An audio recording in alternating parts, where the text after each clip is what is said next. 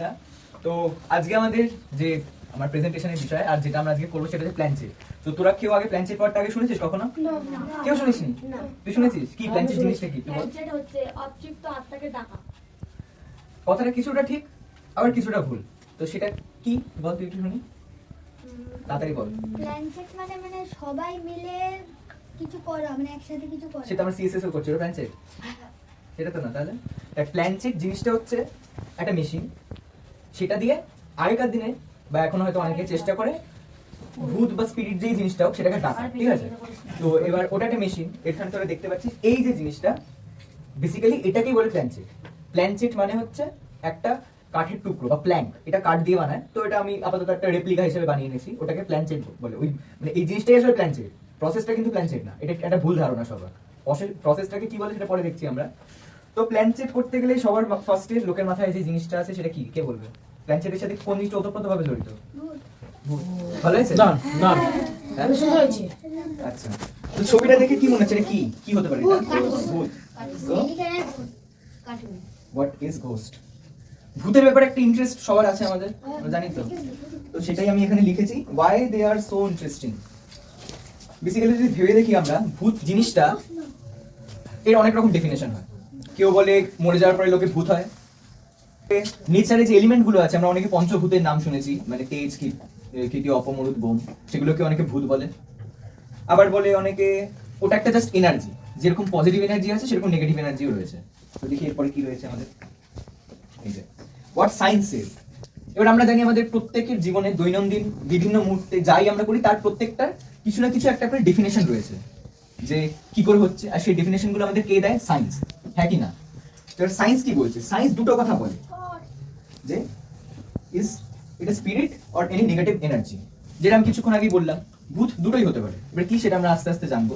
তো যদি স্পিরিট দিয়ে বলি, তাহলে স্পিরিটকে অনেকটা যদি বাংলায় ট্রান্সলেট করা হয় তো সেই বিষয়টা হবে আত্মা। এবার আত্মা বললে হট করে ভয় পাওয়ার কিছু নেই। আর একটা জিনিস ক্লিয়ার করে দিই, ভূত আর আত্মা কিন্তু দুটো আলাদা জিনিস। সেটাকে অনেক ক্ষেত্রে লোকে গুলিয়ে ফেলে, অনেক ক্ষেত্রে আবার এক করে সেটা ডেফিনেশন দেয় অনেকে, আবার অনেকে সেটাকে টোটালি আলাদাভাবে বলে। এবার আসছে এনার্জির ব্যাপারটা। এনার্জি যেটা বলছিস, এই যে মাথা, হাত, পা সব আগুনে পুড়িয়ে দেওয়া হয় বা কবর দেওয়া হয়, যাই হোক। এবার তোরা অনেকে একটা শব্দ হয়তো শুনে থাকবি যে আত্মাকে তৈরিও করা যায় না, নষ্টও করা যায় না। আত্মা যেরকম আছে সেরকমই থাকে, শাশ্বত, সনাতন, অবিনশ্বর। সেরকমই সেই জিনিসটাকে যদি সায়েন্সের ভাষায়, যেহেতু আমি স্লাইডটায় আমি লিখেছি হোয়াট সায়েন্স ইজ, সায়েন্সের ভাষায় যদি বলি, একটা জিনিস তোরা বড় হয়ে, যারা বড়রা জানি আর যারা ছোট ছোট বড় হয়ে পড়বি, এনার্জি যে আমরা শক্তি বলে যে জিনিসটাকে, সেটাকে আমরা তৈরি করতে পারি না, নষ্ট করতে পারি না, সেটাকে শুধু আমরা ট্রান্সফর্ম করতে পারি একটা বিষয় থেকে আরেকটা বিষয়ে, ঠিক আছে? তো এবার শক্তি বলতে সব জিনিসই শক্তি, পুরো পৃথিবী জুড়ে সবকিছুর মধ্যে শক্তি রয়েছে। যেমন লাইটটার মধ্যে রয়েছে আলোক শক্তি, বা তারপরে ধর আমি যে কথা বলছি এটা হচ্ছে সাউন্ড, এটাও একটা এক ধরনের শক্তি। কারেন্টের লাইটটা জ্বলছে সেটা হচ্ছে তড়িৎ শক্তি। তোরা হয়তো ছোট যারা রয়েছিস তারা হয়তো বুঝবি না একটু ব্যাপারটা, যারা একটু মোটামুটি 6, 7, 8 পড়িস তারা হয়তো ব্যাপারটা বুঝবি যে জিনিসটা কি। তো এবার সেই সেন্সে যদি বলতে চাই, তাহলে একটা যেরকম বললাম, ভূত বলতে বোঝাচ্ছে যে ভূত হচ্ছে স্পিরিট। মরে যাওয়ার পরে লোকে কি হয়, মরে যাওয়ার পরে যে বডির আমাদের যে এনার্জিটা থাকে সেটা বলে কেউ আত্মায় কনভার্ট হয়, আবার কেউ বলে জাস্ট আমাদের বডির যে এনার্জিটা রয়েছে বা শক্তি যেটা রয়েছে সেটাকে। এবার অনেকে দেখবি তোরা, ভূত কি ভালো না বাজে বল, সেটা আমাকে, ভূত ভালো না বাজে? ভূত কি কি করে? চৌম্বক শক্তি রয়েছে, ভূতটাকে কেন আমরা তাহলে দেখতে পাবো না? ও নেগেটিভ এনার্জি, ও রয়েছে পৃথিবীর মধ্যে, সব আমরা করতে পারছি, ভূতটাকে কেন আমরা দেখতে পাবো না? কেন দেখতে পাবো না বল দেখি তোরা, কেউ কিছু বলবে? বড়রা, দাদা, কেন দেখতে পাবো না ভূতকে? অন্য ডাইমেনশন আছে। হ্যাঁ, ডাইমেনশনের কথাটা এখন একটু বলতে হবে। তোরা জানিস তো একটা যে কোনো বস্তু তিনটে জিনিস থাকে, দৈর্ঘ্য, প্রস্থ, উচ্চতা, হ্যাঁ তাই তো? এবার এই জিনিসগুলোকে বাংলায় কি বলি আমরা? মাত্রা।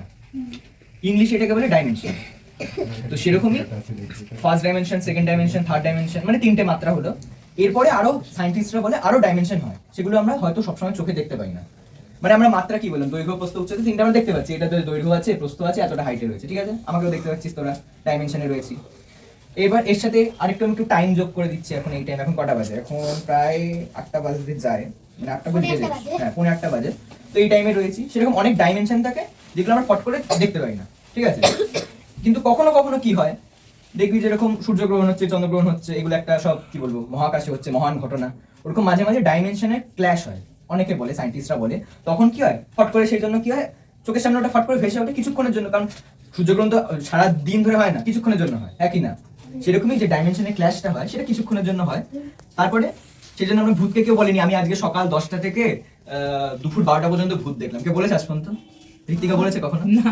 বলেন, কারণ ওই জিনিসটা হয় না। ডাইমেনশনের ক্লাস যদি হয়ে থাকে, যারা দাবি করে যে ভূত দেখেছে, সেটা কিছুক্ষণের জন্য হয়।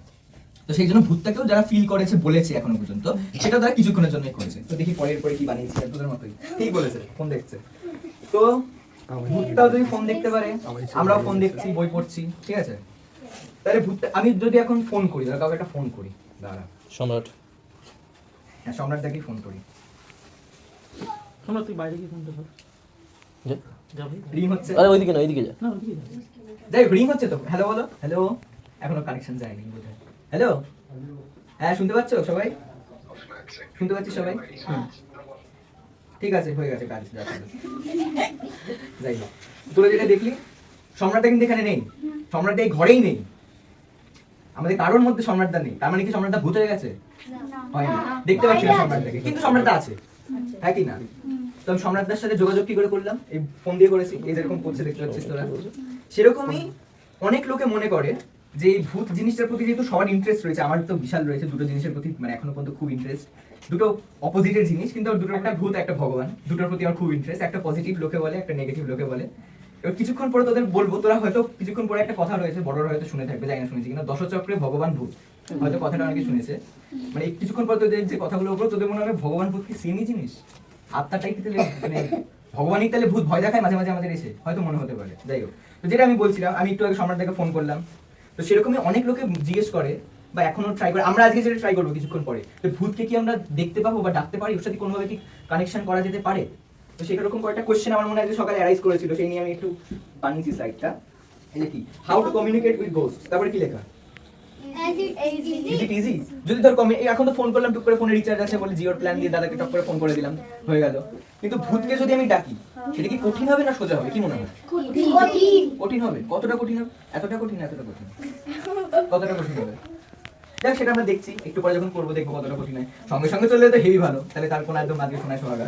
তারপরে বলছে can we do it at home? দাদা হয়তো দেখবি তোদের মাঝে মাঝে একটা কথা বলে, একটু আগে ওটা একটু বলি না, আমার হঠাৎ করে মনে পড়লো যে যখন তোরা বই পড়িস, সায়েন্সের বই, তোরা শুধু জিনিসপত্রগুলো পড়িস, কিন্তু তাদের পেছনে যে স্টোরিটা রয়েছে বা মানে কারা তৈরি করেছে, তাদের কিরকম কি ব্যাপার ছিল, যারা ইনভেন্টার বা ডিসকভারার, তাদের ব্যাপারে অনেকটা খোঁজ রাখি না।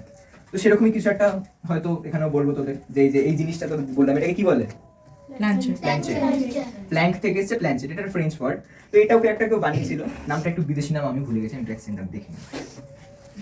হ্যাঁ, এটা বলবো, নাম শুনতে চাস তোরা? বলে ফেলি? হ্যাঁ। কেউই না। গুড।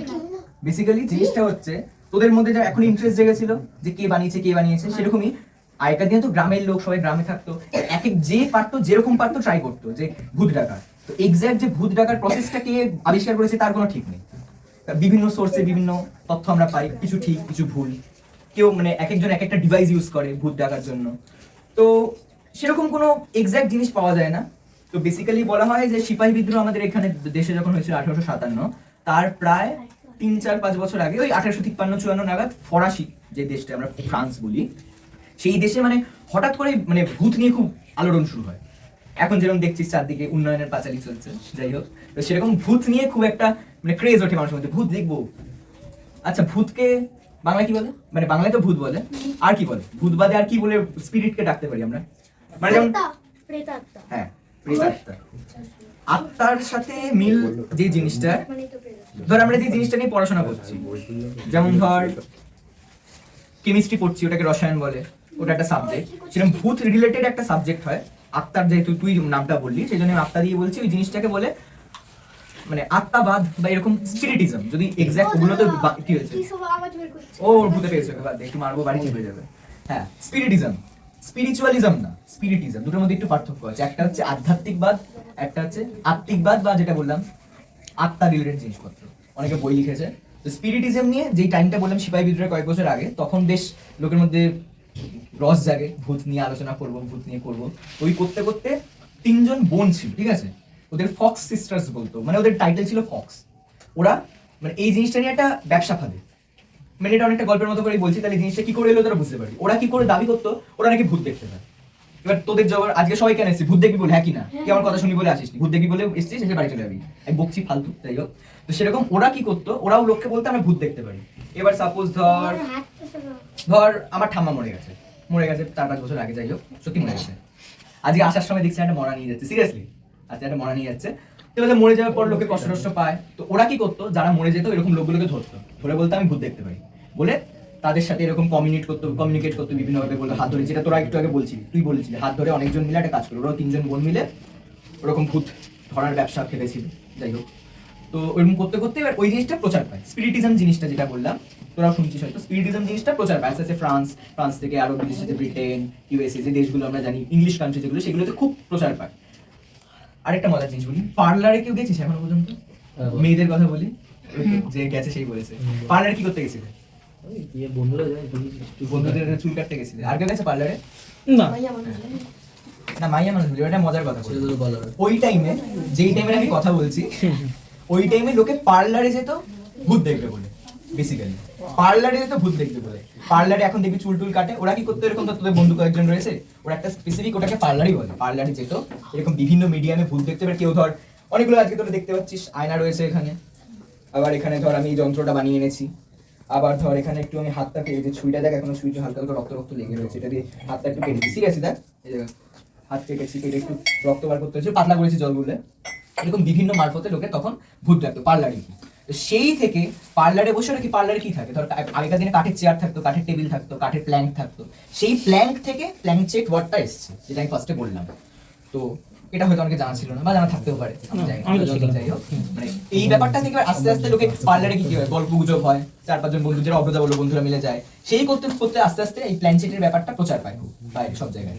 তখন 1858 বোধ হয়, তখন জিডব্লিউ কটরেল, নামটা ভুলে গেছিলাম, এইচডব্লিউ কটরেল, বা যাই হোক, আমি শিওর নই, হ্যাঁ জিডব্লিউ তো হোম করে। জিডব্লিউ কটওয়েল প্ল্যাঙ্কচেটের এই জিনিসটা যেটা বললাম, পার্লারে কাঠের টেবিলে সবাই বসে করতো, সেই করতে করতে ওটাকে একটা ছোট ভার্সনে নিয়ে আসে, এসে এই জিনিসটা বার করে, যেটা দেখতে পাচ্ছিস তোরা, যারা এখন সিনেমা টিনেমা দেখে, আমাদের কি বলে জানো, রীতিকা হয়তো দেখে থাকবে, একটা জিনিস, এটা বোর্ডের মতো জিনিস, এটা কি লেখা রয়েছে বলতো তোরা, কি লেখা, এটা কি লেখা বলতো, এবিসিডির উপরে এটা কি লেখা, আর কি লেখা বল, ওঝা, কি লেখা এটা, উইজা বোর্ড, ওরা দিয়েছে বেসিক্যালি উইজা বোর্ড। এই জিনিসটাকে বলে উইজি বোর্ড, যেটা যেহেতু বললাম ফরাসি উচ্চারণ, খুব দাঁত ভাঙা টাইপের, মেরি আন্তোয়ানেতো, ওরকম বোনাপার্টে, ওরকম শুনবি, এরকম এই জিনিসটা বলে উইজি বোর্ড। উইজি বোর্ডে এখানে তোরা দেখতে পাচ্ছিস কটা জিনিস রয়েছে, দাঁড়া পরের স্লাইডটা তো দিন, তাহলে সুবিধা হবে, এই তো আরে এখানে দেখতে পাচ্ছিস, এখানে দেখতে লিখতে হবে, আমি দেখেছি হ্যাঁ কেন করম প্ল্যানচেট, যাই হোক। এবার প্ল্যানচেটে তোরা এই জিনিসটা দেখতে, এটা কি বলতো, মানে এটা কিরকম দেখতে, হার্ট শেপের না অনেকটা, মাঝখানে একটা ফুটো রয়েছে, কাজ বসানো, জিনিসটা কিন্তু ফার্স্টে এরকম ছিল না। ফার্স্টে এখানে যে জিনিসটা দেখতে পাচ্ছিস, যেহেতু বললাম প্ল্যাঙ্ক থেকে কথাটা আসছে, প্ল্যাঙ্কের মধ্যে কাঁচ পড়ে না, কাঠ পড়ে, উড পড়ে, গ্লাস পড়ে না। ফার্স্টে যে জিনিসটা এখানে তোরা ছবিটা দেখতে পাচ্ছিস, আমি জুম করতে হয়তো পারবো না, একটু দেখে নে দাও। এখানে ফার্স্টে কি করা হতো, এখানে যেরকম দেখ এগুলো সব প্রিন্ট করা রয়েছে বা আঁকা রয়েছে, যাই বল, ফার্স্টে কি হতো, ফার্স্টে একটা এরকম কাঠের প্ল্যাঙ্ক থাকতো, যেটাই বললাম, পার্লারে যেত সবাই আড্ডা মারতে, সবাই যেত হচ্ছে গিয়ে গল্প গুজব করবে বলে, সবাই টেবিলের ধারে বসতো, 2-3 জন বসতো, এই প্ল্যাঙ্ক নিত, ঠিক আছে। একটা পেন্সিল বা মার্কার কিছু হবে হাতের কাছে, মার্কার ছিল না, মধ্যে একটা ফুটো করে দিই, ঠিক আছে, তাহলে কি হবে, পেন্সিলের মধ্যে দিয়ে চলে যাবে, হ্যাঁ কি না, যাবে তো, স্ট্যান্ড হয়ে গেল। এবার এখানে ওরা কি করে, দুটো চাকা লাগাতো, লাগিয়ে একটা পেপার পাততো, পেপারের উপর আমরা যেরকম ছবি আঁকি, তোরা কিছুক্ষণ আগে ছবি আঁকছিলি, ওরা এটাকে তারপরে এরকম ধরতো, 2-3 জন মিলে ধরে ভূতটাকে ডাকতো, ঠিক আছে, আয় ভূতায়, আয় বাবা আয়, দুধ ভাত খেয়ে যা, ওরা এটা বলতো না, ওরা ওদের ভাষায় বলতো, ফ্রেঞ্চ আমি জানি না, শিখতে হবে ডুওলিঙ্গো থেকে। ধরে তারপরে কি হলো দেখা যেত, মানে ওরা দাবি করতে যে ওরা দেখেছে, ওরা জিনিসটা আস্তে আস্তে নড়তো, ঠিক আছে, সিরিয়াসলি নড়তো, ওরা বলে আমি না, নড়তে নড়তে নড়তে, এবার তুই ধর একটা কোয়েশ্চেন করছিস, ঠিক আছে, প্রত্যুষ একটা কোয়েশ্চেন করো আমাকে, রণজয় তুমি কি ভূত? হ্যাঁ এটা একটা কোয়েশ্চেন। ওরা কোয়েশ্চেন কি করতো, ভূত তুমি কি এসছো, হ্যাঁ কি না, হয় আমি ধর আমি এমনি ধরে ঘুরিয়ে দিচ্ছি, তাহলে তো হবে না, ভূতকে ঘোরাতে হবে, তো ভূতকে জিজ্ঞেস করতো, ভূত তুমি কি এসেছো বাবা, তখন ভূত কি করতো, আস্তে আস্তে একটা নড়াতো, তলায় যে পেপারটা থাকতো, পেপারের উপর যে ফুলা পেন্সিলের দাগটা এখানে দেখতে পাচ্ছিস তোরা, চাকা লাগানো দু সাইডে পেন্সিলের ড্রয়িং করছে, ওরকম ভাবে এটা আস্তে আস্তে আস্তে নড়ে নড়ে ভূত অ্যান্সার লিখে দিত, অ্যান্সার, ঠিক আছে। এটার থেকে এই জিনিসটা করে এবার অনেকে এটার ফায়দা নিতে লাগলো, যেটা বললাম আমি ফক্স সিস্টার্সদের কথা বললাম কিছুক্ষণ আগে, ওরা কি করতো, ওদের মতো আরো অনেকে বেরোলো, যারা এরকম বলতে ভূত দেখতে পেয়েছি, আপনার বাবা মরে গেছে, আমি ওনার সাথে কথা বলবো, জিনিসটা আমরা আজকে পড়বো, বা সিনেমাতে ধরে দেখিস হাত ধরে গোল করে টেবিলে সবাই বসে, ওই জিনিসটাকে বলে সিয়ান্সে। সিয়ান্সে কথাটা এসছে একটা শব্দ থেকে, যার মানে হচ্ছে টু সিট, মানে সিয়ান্সি মানে বসে থাকা। প্ল্যানচেটটা যেমন এই কাঠের টুকরো থেকে এসছে, সিয়ান্সি মানে হচ্ছে বসে থাকা। এবার সবাই বসে গোল করে, এটার ক্ষেত্রে কিন্তু বোট ফোট কিনতে পয়সা লাগে, বল আমি কষ্ট করে বানিয়েছি, তোরা তো দাম ফাম দিবি না, একটু পরে ফেলে দিবি। তার থেকে ভালো অত সবাই বোট ফোটের ঝামেলায় যাবো না, দাদাকে প্লেন বসাবো, হাত ধরে গোল করে সবাই বসবো, ভূতকে বলবো ভূত দাদার মধ্যে চলে আয়। হ্যাঁ, দেখতে পাচ্ছ? তাহলে কি হলো, আমার এটাই কি করছি, এটা আস্তে আস্তে আমাকে বলতে বাড়ি যাবে।